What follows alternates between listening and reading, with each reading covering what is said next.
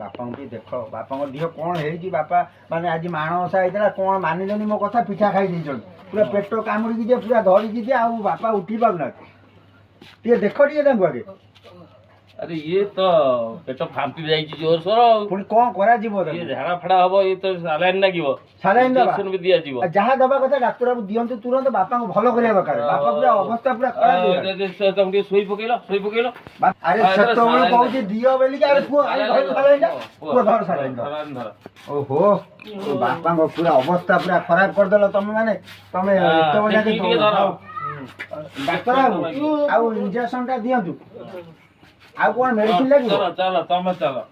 ଆଚ୍ଛା चलो चलो वो भूली जाओ ଟିକେ ସେପଟକୁ ଟିକେ ଭୁଲି ଯାଅ ପରିସ୍ଥିତି ପୁରା ହଁ ମଉସା ଟିକେ ଭୁଲି ଯାଆନ୍ତୁ ଇଞ୍ଜେକ୍ସନ ଟା ଦିଆଯିବ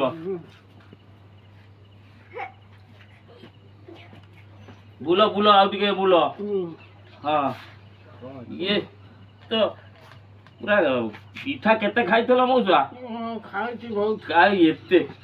ଏତେ ଖାଇଛ ରୁହ ରୁହ ରୁହ ଟିକେ ଟିକେ ପିନ୍ଧିବ ଶୁଅ ଶୁଅ ଶୁଅ ଶୁଅ ଉଠୁଛ କାହିଁକି ଏଥର ପୁରା ଭଲ ହେଇଯିବ ପେଟ ଗ୍ୟାସ୍ ହେଇଯାଇଛି ଆଉ ପିଚି କାଳି